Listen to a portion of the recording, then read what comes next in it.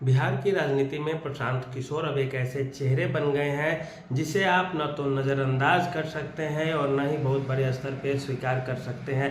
बात अभी की करें तो सारे विश्लेषक, सारे राजनीति के जानकार अब ये मानने लगे हैं कि प्रशांत किशोर 30 से 40 सीटों को जीतते हुए दिख रहे हैं। उतने सीटों पे उनकी पकड़ मजबूत बनती जा रही है और उसका कारण क्या है, और कारण ये बड़ा वैज्ञानिक है और इस चीज़ को आप समझेंगे तो आप कहेंगे कि हाँ, बात तो सही है। अब बात करते हैं कि यदि हम प्रशांत किशोर को बिहार की राजनीति से हटा देते हैं तब जाके क्या समीकरण बन रहे हैं। यदि प्रशांत किशोर को हम हटा देते हैं तो जो anti Lalu Yadav vote bank होंगे वो एक तरह से जदयू और भाजपा के तरफ जाते हुए दिखेंगे। दूसरी बात, जो anti BJP, anti JDU vote bank होगा, जो नीतीश कुमार और भाजपा से दूर जाना चाह रहे होंगे, वो लालू यादव और कांग्रेस को सपोर्ट करेंगे। यहाँ तक आपको बात समझ में आ गई होगी। लेकिन अब इस दोनों का हम बाल का खाल निकाले तो इस तरफ आप देखें तो चिराग पासवान है, इस तरफ भाजपा है, इस तरफ जदयू है।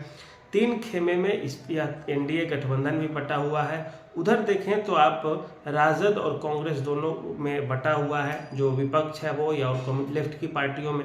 सबसे पहले हम जदयू और भाजपा और चिराग पासवान की पार्टी की बात करते हैं। मान लेते हैं बहुत सारे वोटर्स हैं जो चिराग पासवान को तो पसंद करते हैं लेकिन नीतीश कुमार को नहीं पसंद करते हैं। वैसी स्थिति में जहां पे जदयू के जो कैंडिडेट होंगे तो क्या जदयू के कैंडिडेट को चिराग पासवान के वो वोटर्स वोट करेंगे जो चिराग को तो चाहते हैं लेकिन नीतीश को नहीं चाहते, और साथ ही साथ वे लालू यादव को भी नहीं चाहते। वैसे वोटर्स का क्या होगा, तो उसके लिए तीसरा मोर्चा खुला हुआ है। आप वहाँ आसानी से जाइए, आपको इज्जत मिल रही है, आपको स्वागत किया जा रहा है, वहाँ पे स्वागत भी किया जाएगा।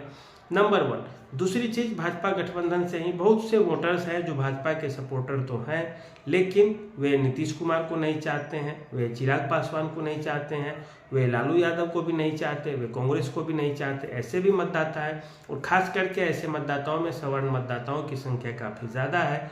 इनका भी शिफ्ट होने की संभावना दिख रही है जनसुराज के तरफ। तीसरी चीज़, कुछ ऐसे मतदाता हैं जो नीतीश कुमार को चाहते हैं लेकिन वे भाजपा को नहीं चाहते, लेकिन वे चिराग पासवान को नहीं चाहते। ऊपर से चिराग पासवान ने पिछले चुनाव में अपने कैंडिडेट को खड़ा करके जदयू के खिलाफ आखिर नीतीश कुमार की पार्टी को इतने कम अंक पे, इतने कम मात्रा पे लाकर रख दिया।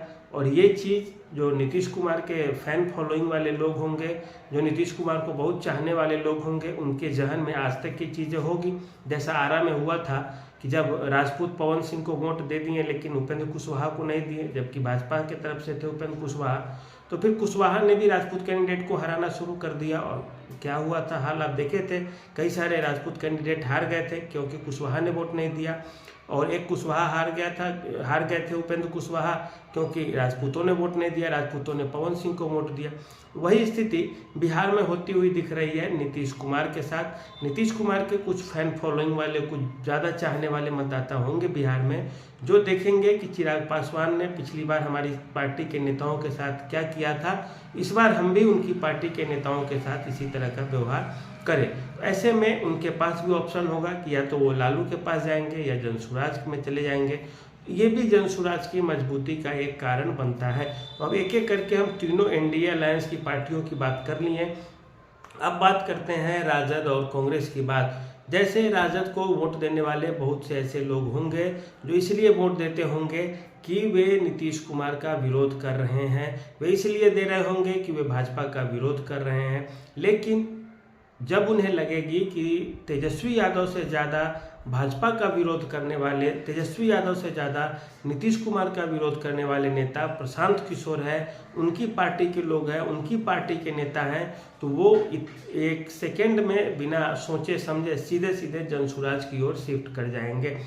दूसरी चीज़, बहुत से लोग कांग्रेस को इसलिए वोट दे रहे होंगे कि कांग्रेस के पास एक टेम्परामेंट है, कांग्रेस के पास क्षमता है, कांग्रेस के पास भाजपा को घेरने की क्षमता है। लेकिन उन्हें लगेगा कि अब भाजपा और कांग्रेस जो अभी तेजस्वी हैं और जो कांग्रेस पार्टी है, उस दोनों में अब क्षमता नहीं रही नीतीश कुमार और भाजपा को घेरने की। वो क्षमता जिसमें है वो है प्रशांत किशोर, तो फिर उनके तरफ आसानी से वो वोटर्स भी चले जाएंगे। ये सारे की सारे जो समीकरण बताए हैं सभी के लिए नहीं बताए हैं, कुछ कुछ प्रतिशत में बताए हैं, और इस पे आप सारी चीज़ें अब समझ चुके होंगे। इसके बाद क्या है, जो सबसे बड़ी चीज़ है कि जो दलित मतदाता हैं बिहार के, उनका प्रतिनिधित्व किसी भी पार्टी में नहीं है। जैसे कई सारे दलित जातियां हैं जिनका कि कोई लीडर नहीं है। जैसे जीतन राम मांझी मुसहर समाज के लीडर तो है, लेकिन इसके बाद भी कई सारी जातियां हैं जिसके नेता कौन है। तो ऐसी स्थिति में जैसा कि कहा गया है जनसुराज के नेताओं के द्वारा कि हम सभी पार्टियों को प्रतिनिधित्व देंगे और जिसकी जितनी आबादी है उसकी उतनी भागीदारी होनी चाहिए और उसी के आधार पर वे टिकट देंगे। वे जितनी मुसलमानों की आबादी है उतने मुसलमानों को टिकट देंगे, जितनी पिछड़ी जातियों की आबादी है उतनी हम उनको टिकट देंगे, जितनी सवर्णों की आबादी है उतनी हम उनको टिकट देंगे, अति पिछड़ी जातियों से भी हम पूरा टिकट देंगे, सम्मान देंगे अच्छे से। तो ये एक बड़ा खेल होगा बिहार चुनाव के समय। और इसके बाद जो एक सबसे बड़ा चीज़ है वो आप समझिए, जैसे अभी एक तरह से देखें, कहीं पे मान लेते हैं हम भाजपा को सीट मिली कोई एक और वहाँ पे सवर्ण मतदाता नेता आ गए, सवर्ण नेता आ जाएंगे तो इसके बाद भी 3-4 ऑप्शन बचे रहते हैं। पहला पिछड़ी जाति का कैंडिडेट दे दिया जाए, दूसरा मुसलमान दे दिया जाए, तीसरा कोई दलित कैंडिडेट दे दिया जाए। तो जैसे दलित कैंडिडेट दिया जाएगा तो तमाम तरह की जो दलित जातियां हैं उनके अंदर आसानी से भाव जाएगा कि ये हमारे कैंडिडेट हैं, समाज के हैं, क्योंकि जातिवाद का बोलबाला रहेगा ही बिहार चुनाव में। तो फिर भी 3-4 सीटें खाली रहने जा रही है और इस खाली सीट पे यदि छोटा कैडर वोट लेकर के भी बैटिंग करने कोई पार्टी आ जाए तो आप यकीन मानिए कि उसको बारे में भी आप ये नहीं कह सकते हैं कि वो पार्टी अब नहीं जीतने जा रही है या उसका स्थिति सही नहीं है चुनाव में। तो कुल मिलाकर देखा जाए तो जो सरकार विरोधी जो वोटर्स है उसके या उस वोटर्स का जो समूह होगा वो जनसुराज की ओर शिफ्ट होगा। दूसरी चीज़, मुसलमान वोटर्स बड़ी संख्या में जनसुराज की ओर जा भी रहे हैं और आने वाले समय में भी जाते हुए दिखेंगे। और यदि आधे मुसलमान भी मन बना लिए कि हम जनसुराज को सपोर्ट करेंगे तो आप यकीन मानिए पूरा का पूरा मुस्लिम समाज चला जाएगा और राजद बहुत कमज़ोर हो जाएगी। दूसरी चीज़, जनसुराज वाले अभी जो सर्वे हुआ है उसमें कहा जा रहा है कि जनसुराज के तरफ भाजपा के वोटर्स भी जा रहे हैं, जनसुराज के तरफ थोड़े बहुत जो जदयू के वोटर्स थे, परंपरागत वोटर्स है, वो भी जा रहे हैं। और राजद को जनसुराज से सबसे ज़्यादा नुकसान हो रहा है जिससे वो है राजद और भाजपा को भी काफ़ी मात्रा में नुकसान है, राजद को भी काफ़ी मात्रा में नुकसान है। और इस स्थिति में यदि दोनों तरफ से प्रशांत किशोर तोड़ने में सफल रहते हैं समान मात्रा में तो आप यकीन मानिए बिहार की गद्दी पे आने वाले समय में जनसुराज के नेता ही बैठे होंगे। और अभी प्रशांत किशोर की तरफ से एक घोषणाएं होनी बाकी है। हो सकता है कि प्रशांत किशोर ये भी घोषणा कर दे कि मुसलमान ही मुख्यमंत्री होगा बिहार का, ये भी घोषणा कर दे प्रशांत किशोर आने वाले समय में कि हम दलित समाज से देंगे मुख्यमंत्री और आप तमाम जो दलित जातियां हैं आप हमारी मदद कीजिए, आप आइए हमारे तरफ। प्रशांत किशोर का आप देखेंगे चुनाव के समय एक बड़ा दाव हो सकता है कि हम बिहार का जो मुख्यमंत्री होगा वो दलित समाज से होगा। अब जैसे ही ये घोषणा होगी तमाम तरह की जो दलित जातियां होगी उधर शिफ्ट कर जाएंगी और मुसलमान जब समझेंगे कि अब माहौल बनने लगा है बिहार में, जनसुराजी जो है वो आगे आ गए हैं इस चीज़ को लेकर के, वो हरा देंगे जदयू भाजपा को। 1 सेकंड में सारे बिहार के जो मुसलमान हैं जिनकी आबादी 16-17% है वो सीधे शिफ्ट कर जाएगी और 15-20% दलित जातियाँ 35-36% का जो समीकरण है वो 1 सेकंड में बन जाएगा।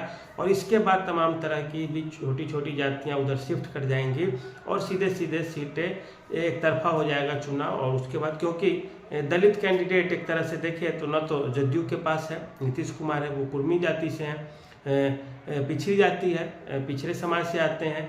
लालू यादव के तरफ से भी देखें तो कोई यादव ही होगा, यादव कोई क्या होगा, उन्हीं की पार्टी से होगा, उन्हीं का लड़का होगा, लड़की होगी, तो वो होगा खेल। एक तरफ यादव, एक तरफ कुर्मी, दूसरी तरफ दलित को यदि आगे कर दिया जाएगा तो तमाम तरह की दलित जातियां हैं वो एक हो जाएंगी और ऐसे में नुकसान हो जाएगा। और यही एक संभावना दिख रही है आपको अभी जो बताए समीकरण प्लस ये जो अंतिम चीज़ है वो एक तरह से बड़ा खेल करने वाला है। और दलित, मुस्लिम और एक तरह से यदि सवर्ण जातियों का मेल हो जाए तो इसमें कोई दो राय नहीं है कि इन लोगों की जो पार्टी है वो कहाँ फेंक की जाएगी, कोई ठीक नहीं है। हालांकि निशांत कुमार ने लालू से नीतीश की जो दूरी है उसको बीच बीच में पाटते भी रहे हैं, कहते भी रहे हैं, बयान देते रहे हैं।